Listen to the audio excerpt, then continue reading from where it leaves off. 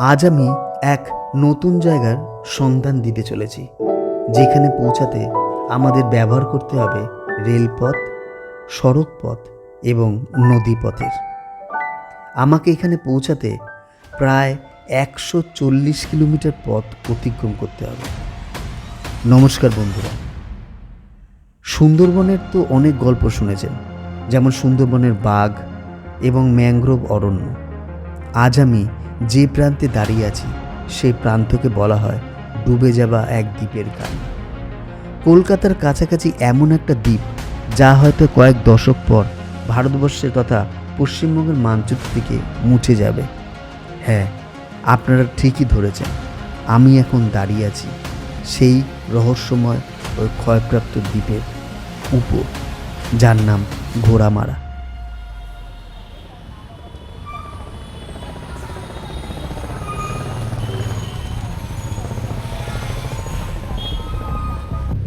মায়ের নাম করে আবার বেরিয়ে পড়লাম।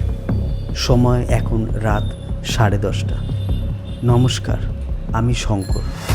কাছে দূরে চ্যানেলের পক্ষ থেকে আপনাদের সবাইকে আন্তরিক ভালোবাসা। এখান থেকে এখন আমি নিকটবর্তী রেল স্টেশন যাব। ইচ্ছা আছে রাত্রিরের লাস্ট ট্রেনের আগের ট্রেনটা ধরার। দেখা যাক ওখানে গিয়ে কী হয়। এই ভিডিওতে এমন এক জায়গায় যাচ্ছি যেটার খবর হয়তো আপনারা পেয়ে গেছেন। সেখানকার সমস্ত বিস্তারিত বিবরণ, কিভাবে গেলাম, কত খরচা হলো, সমস্ত ইনফরমেশন আমি দেওয়ার চেষ্টা করব। স্টেশনে গিয়ে যখন আমি পৌঁছালাম তখন বাজে রাত প্রায় 11টা। লাস্ট ট্রেনের আগের ট্রেনটা মুখের সামনে থেকে বেরিয়ে গেল। আমাদের হাতে আর কোনো অপশন নেই লাস্ট ট্রেন ছাড়া।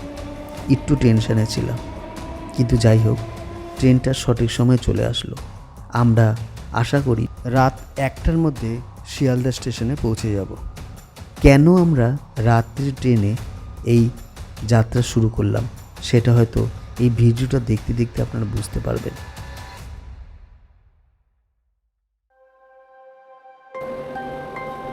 শিয়ালদা এসে আমরা পৌঁছে গেলাম। এখন সময় প্রায় রাত 1টা, কিন্তু শিয়ালদা স্টেশনকে দেখলে সেটা মনেই হচ্ছে না। এখন 1টা বাজে, আমি শিয়ালদা স্টেশনে চলে এসেছি। আমাদের এখান থেকে লক্ষ্মীকান্তপুর যাব। সকালবেলা সাউথের যে ট্রেন আছে সেটা সকাল 4টের সময়, তাই রাত্রির বেলায় আমি শিয়ালদায় চলে আসলাম। এইভাবে না আসলে পরে সকালের এই 4টে ট্রেনটা পেতাম না। তারপর ওই লক্ষ্মীকান্তপুর থেকে আমরা যাব আর একটা জায়গায়, সেটা ওখানে গিয়েই বলবো। তা শিয়ালদা এখন 3 ঘন্টা আমাদের এখানে কাটাতে হবে। শিয়ালদা স্টেশনের এখন আমরা ঠিক ট্যাক্সি স্ট্যান্ডের সামনেই দাঁড়িয়ে আছি। দেখুন কত সুন্দর ট্যাক্সি স্ট্যান্ডটা করেছে শিয়ালদা স্টেশনে। সেই ছবিটা তোমাদের কাছে শেয়ার করছি। দারুণ করেছে ট্যাক্সি স্ট্যান্ডটা, এরকম ছিল না। শিয়ালদা ফলের মার্কেটের সামনে প্রায় 3 ঘন্টা আমাদের হাতে সময় ছিল। সময় কি করে কাটাবো, তাই চলে গেলাম শিয়ালদার পাশেই ফলের মার্কেটে। কি বিশাল এই ফলের মার্কেট! এই প্রথমবার দেখলাম যে শিয়ালদার বাজারে এত বড় একটা ফলের মার্কেট বসে। এত দারুণ লাগছিল, যেন প্রত্যেকটা ফল বাড়ির জন্য নিয়ে চলে যাই।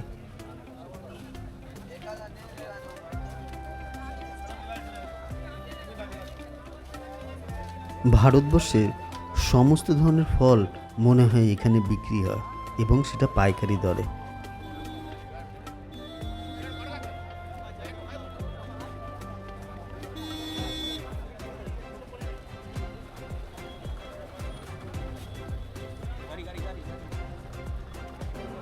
দেখতে দেখতে 2 ঘন্টা কেটে যাওয়ার পর আমরা কাকদ্বীপের জন্য টিকিট কেটে ফেললাম। মূল্য 25 টাকা। নামখানা লোকাল দিয়ে দিল 21 নম্বর প্ল্যাটফর্মে। আমরা এখন 21 নম্বর প্ল্যাটফর্মের দিকে যাচ্ছি। এখন বাজে 3:19। 4টের সময় আমাদের ট্রেন ছাড়বে, আমরা সেখানেই যাচ্ছি। হাতে আমার এখন একটা কফি। রাত্রিবেলায় প্রচণ্ড ঘুম পাচ্ছিল, তাই একটু কফিটা নিলাম। আমাদের ট্রেন এখানে দাঁড়িয়েই আছে। এবার এই ট্রেনে করে আমরা চলে যাব সোজা কাকদ্বীপ।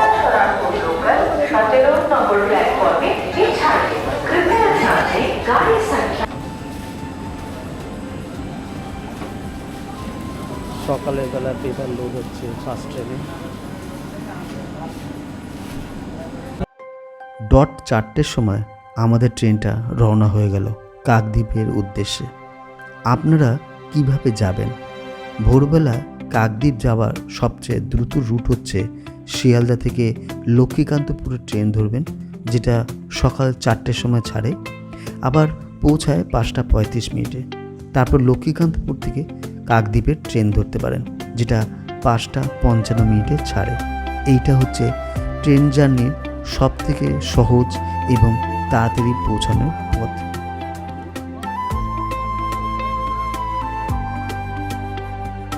প্রায় আধ ঘন্টা হয়ে গেল লক্ষ্মীকান্তপুরে আমরা দাঁড়িয়ে আছি ট্রেনটা, কারণ ওপাশ থেকে একটা ট্রেন আসলে তবে এই ট্রেনে ছাড়বে। 6টা বাজতে চললো, মনে হচ্ছে 6টা বাজে এখন।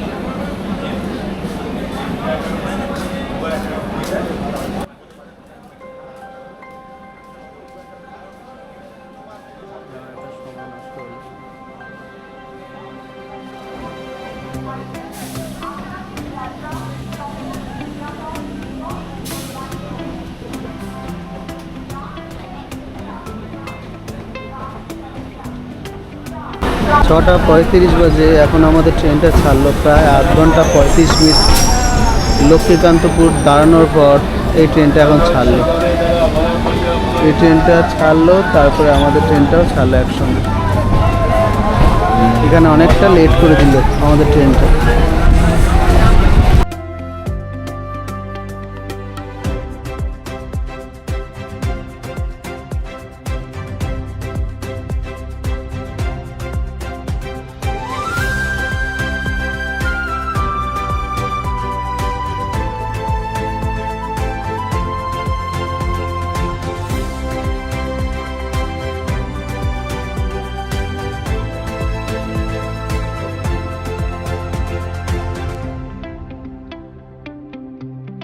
অবশেষে আমরা কাকদ্বীপ স্টেশনে পৌঁছে গেলাম।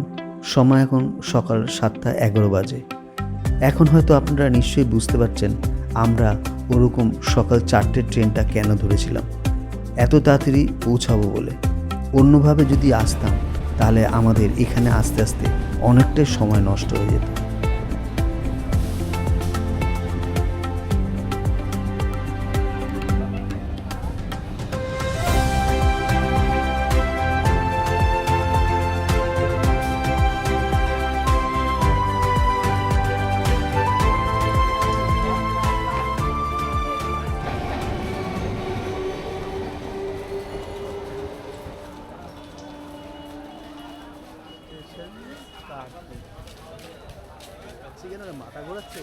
অবশেষে পৌঁছে গেলাম কাকদ্বীপ স্টেশন।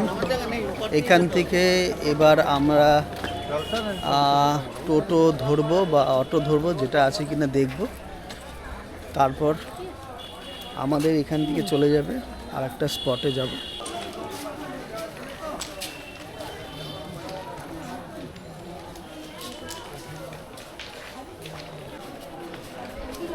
স্টেশন থেকে নেমে যাচ্ছি। এবার এখান থেকে নেমে এবার একটা টোটো ধরবো লট 8-এর জন্য। জায়গাটার নাম হচ্ছে লট 8।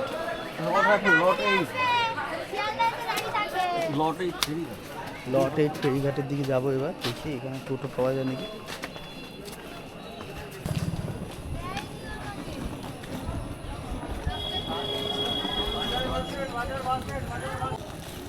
এই হচ্ছে কাকদ্বীপ স্টেশন।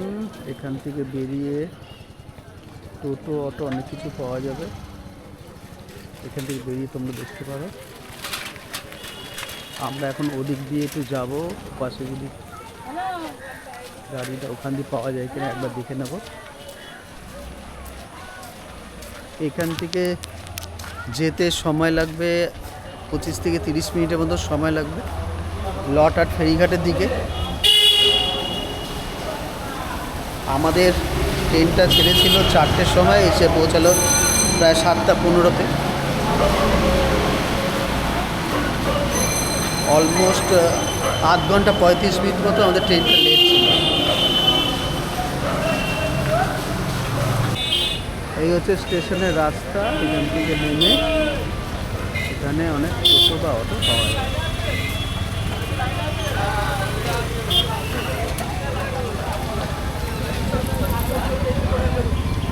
দাদা লট আটের ওই দুটো না, এইগুলো সব গাড়ি যাচ্ছে।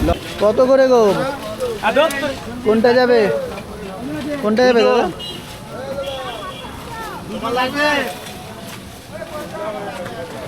কত করে ভাড়া দাদা?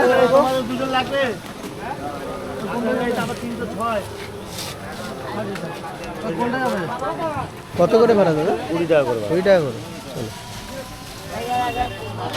20 টাকা করে ভাড়া।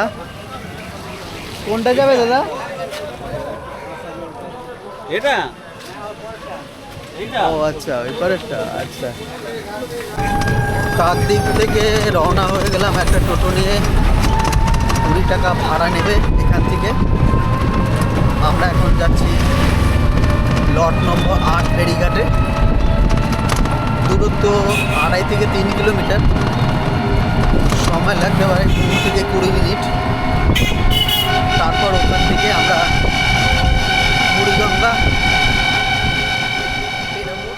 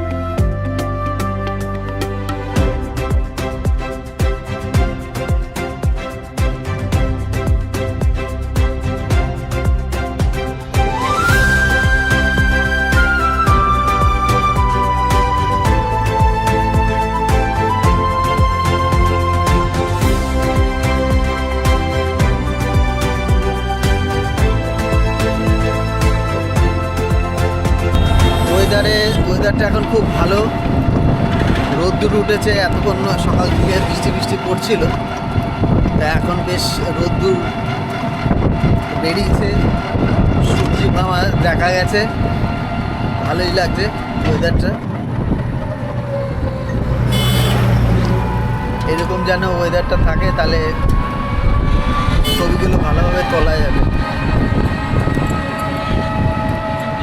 এখন আমরা আস্তে আস্তে লট নম্বর 8 ফেরিঘাটের দিকে যাচ্ছি। ওখান থেকে দেখি কখন ফেরিঘাট থেকে অটবড়ি বা বোট ছাড়ে। শুনেছি 9টা সাড়ে 9টার মধ্যে ছাড়বে, এখন আমরা জানি না।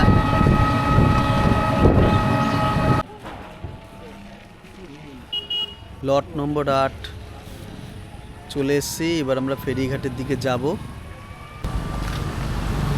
কেন আর তো প্রায় 15 থেকে 20 মিনিটের মতো সময় লাগলো। এখন বেশ রোদ্দুরটা উঠেছে, এতক্ষণ পরে ভালোই লাগছে রোদ্দুরটা উঠে। এরকম যদি রোদ্দুরটা ওঠে তাহলে সুবিধা হবে আমাদের কাজ করতে, তা নাহলে বর্ষার মধ্যে। এই হচ্ছে লট নম্বর 8 বাস স্টপ।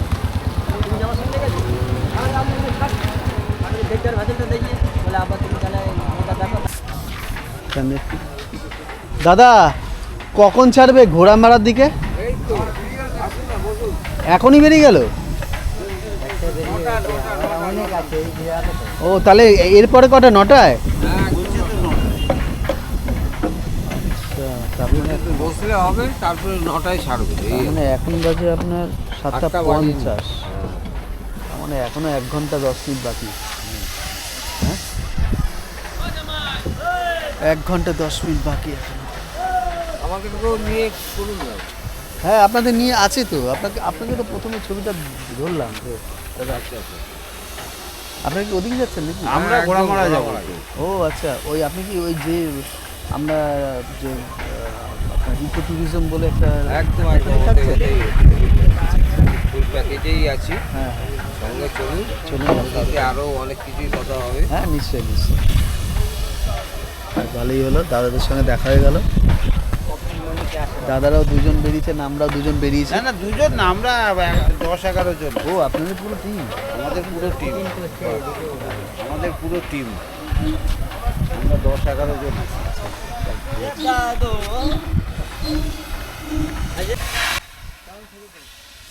পাশে দেখতে পাচ্ছি মনে হচ্ছে কিছু কাজ হচ্ছে।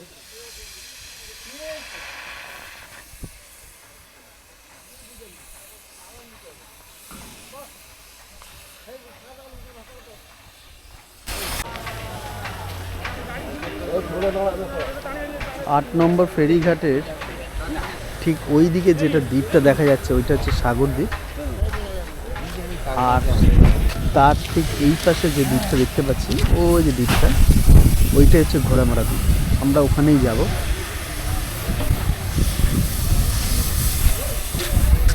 একটা ভটভটি বেরিয়ে গেছে, এখন 9টার সময় আছে, 1 ঘন্টা এখনো সময় আছে, তারপর আমাদের যাত্রা শুরু হবে। আমরা এখন যাচ্ছি এক রহস্যময় দ্বীপের দিকে, যে দ্বীপটা হয়তো আর কয়েক বছর পর নাও থাকতে পারে। সেই রহস্যময় দ্বীপ যেটা প্রকৃতির চাপে এবং সমুদ্রের জলস্ফীতির ফলে আস্তে আস্তে বিলীন হয়ে যাচ্ছে। আমরা এখন একটু এখানে মার্কেটটা একটু ঘুরে ঘুরে দেখছি। 1 ঘন্টা মতো সময় আছে। ফলের বাজার, এই সবজির বাজার, পেঁপে নিয়ে যাচ্ছে, টাটকা পেঁপে। এখানে কচুরির দোকান আছে। কচুরি খাবি এখন সকালবেলা? কি করবো? খা তুই কচুরি।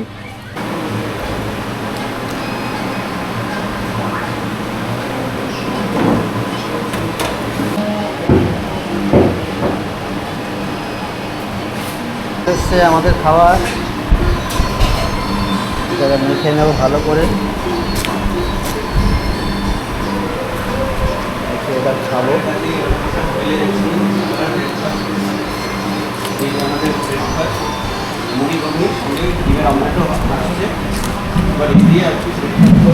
সকালবেলা বসে গিয়ে উঠলো ঠান্ডা করে নিচ্ছি পেটটাকে।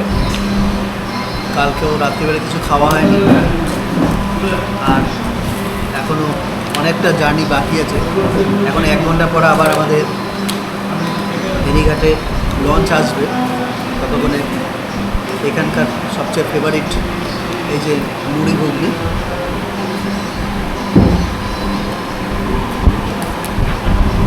পাই।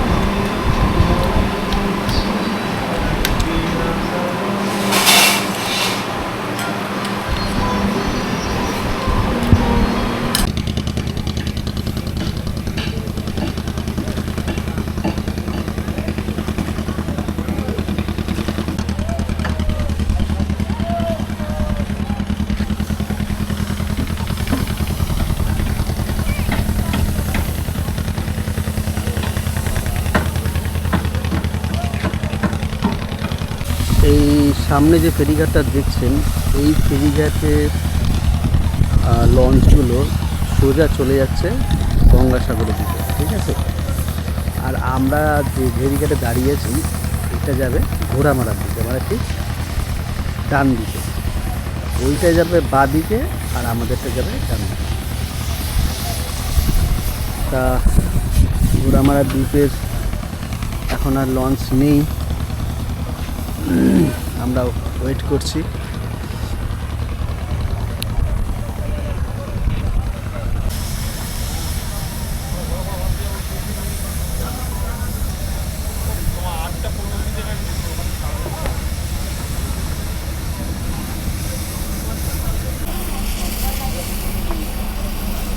এই হচ্ছে ঘোড়ামারা লট 8 ফেরি সার্ভিসের বোট। লেখা আছে ট্রলারে যাত্রী পরিবহন ক্ষমতা 100 জন, কিন্তু প্লাস্টিক ক্যারিব্যাগ নিয়ে ঘোড়ামারা দ্বীপে প্রবেশ করা সম্পূর্ণভাবে নিষিদ্ধ। নদীতে প্লাস্টিক প্যাকেট, জলের বোতল বা কোনো আবর্জনা ফেলবেন না। এটা কিন্তু মানতে হবে, কারণ ওই দ্বীপে কিন্তু এই জিনিসটাকে খুব মেনটেন করে যে কোনো রকম প্লাস্টিক বা বর্জ্য পদার্থ ওখানে ফেলা বারণ আছে ওখানে। দাদার রিকোয়েস্টে এই বোটটার উপর একটু উঠছি। এখানে বোটটা দাঁড়িয়ে আছে, খুব দারুণ বোটটা, খুব সুন্দর একটা বোট দেখতে পেলাম, তাই লোভ সামলাতে পারলাম না, এই বোটটা একটু তুলছি। এই দাদা রিকোয়েস্ট করলাম, দাদা বললো হ্যাঁ ওঠো।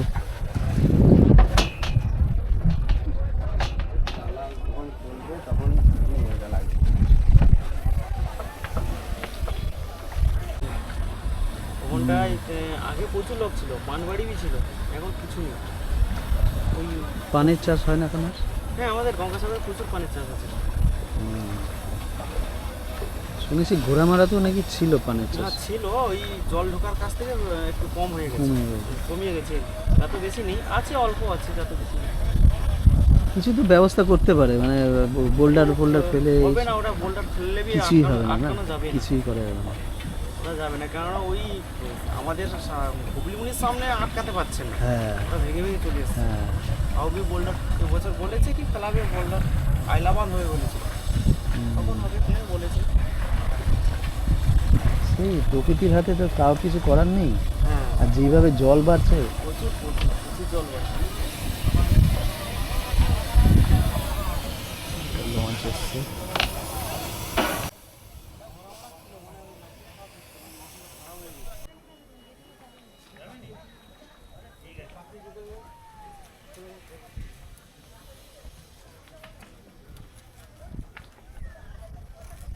আরে টলা যাবে নি, বেগ ফেক কার আছে লাবিল?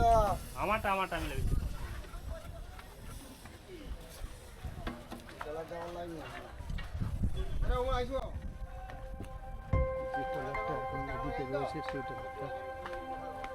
এখন সময় প্রায় 9টা। দূরে যে লঞ্চটা দেখা যাচ্ছে, যেটা এই পাড়ের দিকে এগিয়ে আসছে, সেটা করেই আমরা ওই ঘোড়ামারা দ্বীপের দিকে যাব।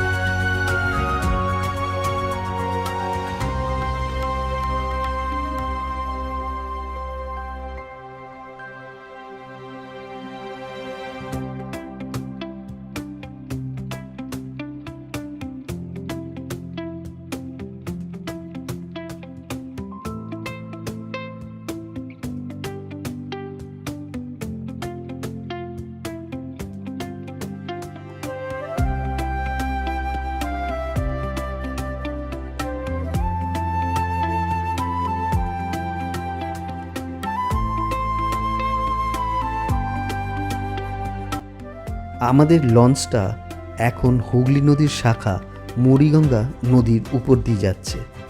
বঙ্গোপসাগর ও মুড়িগঙ্গা নদীর মোহনায় অবস্থিত এই ঘোড়ামারা দ্বীপের দিকে আমরা এগিয়ে চলেছি। ওয়েদারটা কিন্তু আজকে সত্যি দারুণ, কোনো রোদ্দুর নেই, মেঘলা ওয়েদার এবং হাওয়া খুব সুন্দর যাচ্ছে। আমাদের লঞ্চটা লট নম্বর 8 থেকে 9টা 11 মিনিটে ছেড়েছে। সময় লাগবে আধ ঘন্টা 35 মিনিটের মতন। এই দারুণ অভিজ্ঞতাটা আপনাদের কাছে এখন শেয়ার করছি। সামনে যে দ্বীপটা দেখতে পাচ্ছেন ওইটা হচ্ছে আমাদের সাগর দ্বীপ এবং ঠিক তার পাশে যেটা রয়েছে সেটাই হচ্ছে ঘোড়ামারা দ্বীপ। আর এই পাশে একটা দ্বীপের মতন দেখতে পাচ্ছি, ওইটা বলছে নাকি চর জমেছে, জলের এখন মাত্রাটা একটু কম আছে। তাই কি দারুণ পরিবেশ, এখানে না আসলে এটা আপনারা অনেক বড় মিস করবেন। তাই আমি বলবো একবার হোক চলে আসুন ঘোড়ামারায়।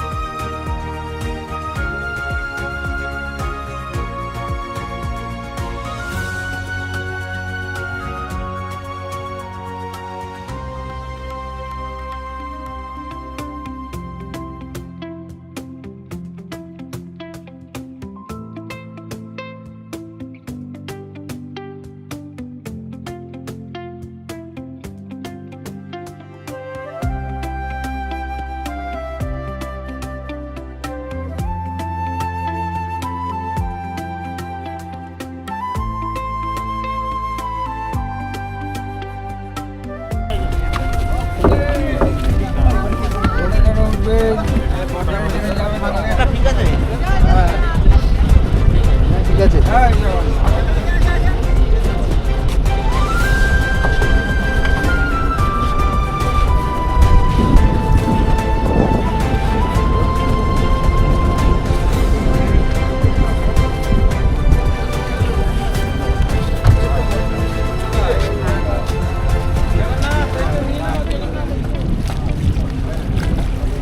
পার একদম ভেঙে গেছে, দেখা যাচ্ছে কি অবস্থা। সমুদ্রের জলের প্রকোপে সমস্ত পার ভেঙে গেছে, দেখো কি ভয়ঙ্কর অবস্থা। পাশের এই নারকেল গাছটা একদম সমুদ্রের তলায় চলে গেছে। নারকেল অল্প একটু বাকি আছে, এটা তো চলে গেছে।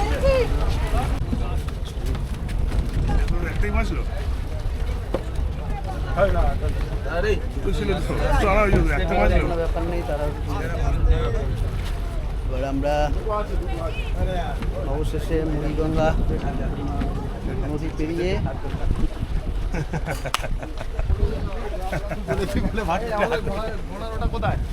চলে আসলাম এই দ্বীপে, ক্ষয়প্রাপ্ত দ্বীপ।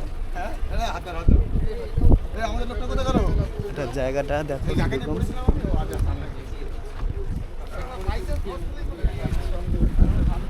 এখান থেকে উঠতে হবে এবার। এই বাহ, দারুণ।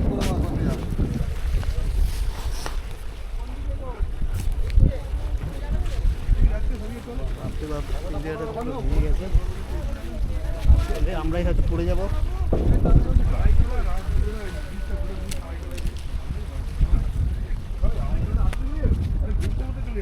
হাঁটলেও যাওয়া যাবে, 15 মিনিট বা 17 মিনিট এরকম টাইম লাগবে। তুমি এসছো নিতে? নিতে নয়, আমি মাছটা দেখছি নিতে। আমরা তো জানি না। হ্যাঁ বলছি, তাহলে যদি আপনারা ঘোড়ামারা দ্বীপ ভ্রমণের প্রথম পর্বের ভিডিও আজ এখানেই শেষ হলো। শেষ পর্যন্ত থাকার জন্য আপনাদের অসংখ্য ধন্যবাদ। সাথে লাইক, শেয়ার ও নতুন হলে একটা সাবস্ক্রাইব করতে কিন্তু ভুলবেন না। দ্বিতীয় পর্বে আবার আপনাদের সঙ্গে দেখা হবে। সাথে থাকবে সেখানকার মানুষের জীবন জীবিকা, প্রাকৃতিক শান্ত পরিবেশ, সাদামাটা মানুষের ব্যবহার, আর নাইট স্টে আমরা কোথায় করলাম এবং আরও অনেক কিছু। অবশেষে সবাই ভালো থাকবেন, সুস্থ থাকবেন। নমস্কার।